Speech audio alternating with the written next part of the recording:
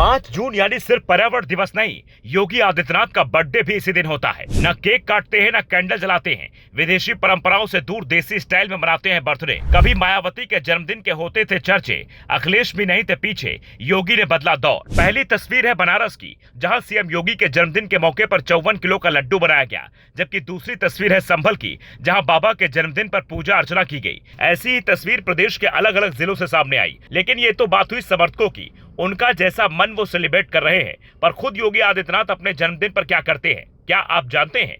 उनके वो 5 पसंदीदा काम वो जो अपने जन्मदिन पर जरूर करते हैं, शायद ज्यादातर समर्थक नहीं जानते होंगे, जिसके बारे में जानने के लिए आपको ये तस्वीरें देखनी होंगी। ये तस्वीर उनके इस साल के जन्मदिन की है। सुबह के वक्त जब कई नेता सोकर नहीं उठते, योगी अपने जन्मदिन वाले दिन भी कार्यक्रम में पहुंच चुके थे और वहां से संदेश दे रहे थे कि एक पेड़ जरूर लगाएं, क्योंकि हर साल उनका जन्मदिन 5 जून को पड़ता है और इसी दिन पर्यावरण दिवस भी मनाया जाता है।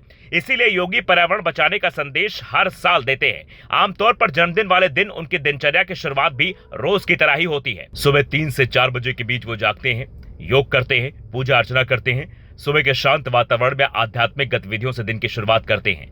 नाश्ते में फल, दलिया या हल्का पौष्टिक खाना लेते हैं। तले भुने से परहेज करते हैं। दोपहर के भोजन में दाल, रोटी, उबली सब्जियां खाना पसंद करते हैं। रात में अक्सर भोजन की बजाय वो सेब और दूध का ही सेवन करते हैं। यानी संत परंपरा वाला ही जीवन योगी आदित्यनाथ सत्ता में आने के बाद भी जी रहे हैं, जो बेहद कम देखने को मिलता है। यहाँ तक कि योगी आदित्यनाथ जिस तरीके से अपने जन्मदिन पर पश्चिमी सभ्यता की छाप नहीं छोड़ने देते, मायावती और अखिलेश यादव की तरह कई किलो का केक नहीं काटते, वो ये दिखाता है कि कैसे भारत की प्राचीन संस्कृति को वो सीएम बनने के बाद भी नहीं भूले।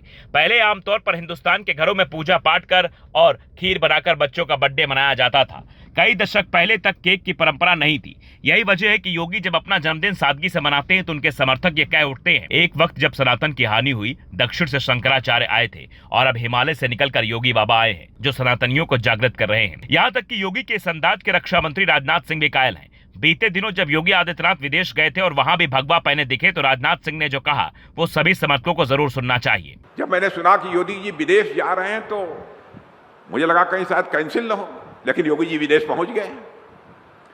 अब देखिए, उत्तर प्रदेश का विकास होना चाहिए। वही वेशभूषा, वही गेरुआ वस्त्र,